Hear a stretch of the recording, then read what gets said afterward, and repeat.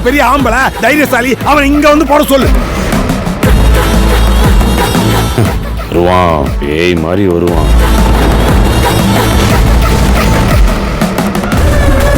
இறங்கி செய்வான்.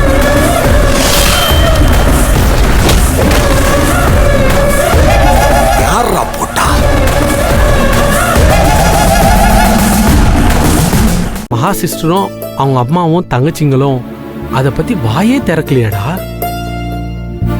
ஏதாவது சொன்னா நீ ஏதாவது தப்பா எடுத்துப்பியோன்னு அவங்களும் அமைதியாவே இருந்துட்டாங்க. அம்மா வந்தப்போ குற்ற உணர்ச்சியில உன் மாமியாரும் மச்சினிகளும் சங்கடப்பட்டு ஒதுங்கியே இருந்துட்டாங்கடா. டேய் செல்வம், நீ ஆசைப்பட்ட மாதிரியே அம்மாவும் வந்துட்டு போயிட்டாங்க. அப்புறம் என்னடா, நீ இன்னும் அவங்க நினைப்பிலே இல்லாம சகஜமான நிலைமைக்கு மாறணும்டா செல்வம். கொஞ்சம் கலகலப்பா சிரிச்சு பேசி உள்ள இருக்கிறவங்களுக்கு டென்ஷன்லாம் போக்கணும்டா. இங்க பாருடா, டேய் அதுக்கு நீ முதல்ல ஹாப்பியா இருக்கணும்டா. நீ சொல்றதெல்லாம் சரிதான்டா, அது எனக்கும் தெரியும். ஆனா அம்மா பாலெல்லாம் காய்ச்சிட்டு கடைசியா கிளம்பி வீட்டுக்கு போறப்போ வந்தா வீட்டுக்கு நீ மட்டும் தனியாவான்னு சொல்லிட்டு போனாங்களே, அப்ப பாவம்டா மகா, மனசுக்குள்ள எவ்வளோ கஷ்டப்பட்டிருப்பாங்க. டே பாபு, இன்னொரு பக்கம் எங்க அம்மா புள்ள மட்டும் தனியா வீட்டுக்கு வருவான்னு நம்பிக்கையோட காத்துட்டு இருப்பாங்க. மொத்தத்துல என்னால என் அம்மாவும் சந்தோஷமா இல்ல, என் பொண்டாட்டியும் சந்தோஷமா இல்ல. அப்படி இருக்கிறப்போ நான் மட்டும் சந்தோஷமா இருக்கிற மாதிரி எல்லாரோடையும் சகஜமா இருந்தா அது என்ன நானே ஏமாத்திக்கிட்டு ரொம்ப போலியா இருக்கிற மாதிரி இருக்கும்டா. டே செல்வம், டே பாபு, ஒரு நிமிஷம் இரு. நீ சொல்றது சரிதான், நானும் ஒத்துக்கிறேன். வந்தவங்களை கவனிக்க வேண்டியது என்னோட கடமை. சரி வா, நான் சரியாடுறேன். வா வா.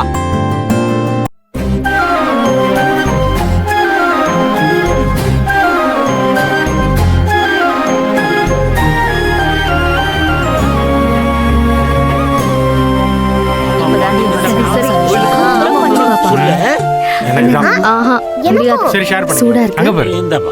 இரு நான் எடுத்து கொடுத்து. Thank you. பாப்பா இந்தா. புடி. இந்த புடி திவ்யா. எடுத்துக்கோங்க. இந்த விஜய். பால் என்ன ஸ்மெல் பத்தியா சூப்பரா இருக்கு பொழுது. இந்தம்மா. சூடாக குடிங்க. சூப்பரா இருக்கு. இந்தங்கண்ணா. சூப்பரா நல்லா இருக்கா? ஆர்டர் பண்ணி குடி.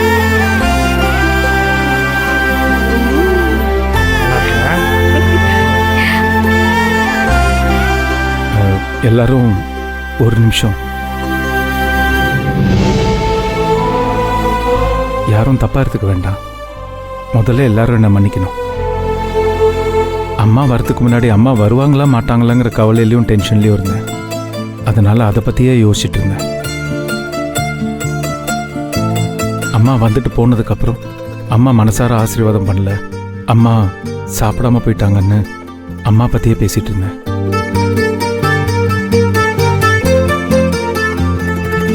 மற்றபடி உங்க எல்லாரையும் கவனிக்காம விட்டுட்டேன்.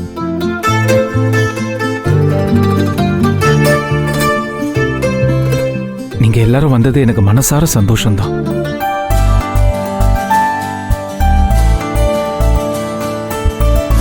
மகாக்கும் ரொம்ப சந்தோஷம்தான். அதனால நீங்க எல்லாரும் இங்க இருந்து டிஃபனும் சாப்பிட்டுட்டு லஞ்சும் சாப்பிட்டுட்டு தான் போகணும்.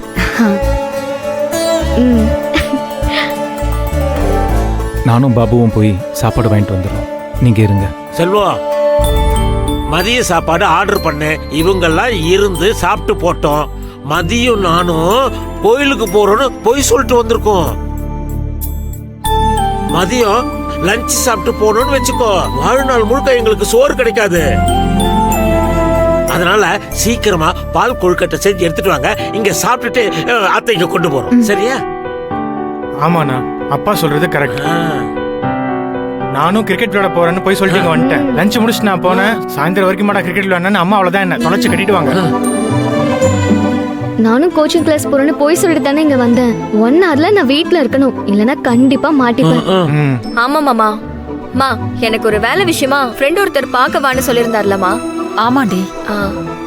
ஆமா மாப்ள, அவ போணும் அர்ஜென்ட்டா. மாமா, இன்னொரு நாள் நம்ம எல்லாருமே சேர்ந்து சமைச்சு சாப்பிடலாம் மாமா. அப்போ ஒன்று பண்ணலாம். ஏதாச்சும் ஒரு சண்டே அன்னைக்கு நாம எல்லாரும் பிளான் பண்ணி ஒண்ணா உட்காந்து லஞ்ச் சாப்பிடலாம். சரியா? ஓகேண்ணா. சரிண்ணே. அப்ப இப்ப நானும் மகாவும் போய் பால் கொழுக்கட்டை ஆமா செய்யணும். மாமா ஒரு நிமிஷம். செஞ்சிருவோன்னு நீங்க உங்களையும் சேர்த்துக்கிறீங்க? அப்படி இல்ல, பால் கொழுக்கட்டை செய்ய போறது என் அம்மாவுக்கு இல்ல. அதனால மகா செய்யும் போது நானும் கூட இருந்து ஒத்தாசையா இருந்தேன்னா ஓ அம்மாவுக்கு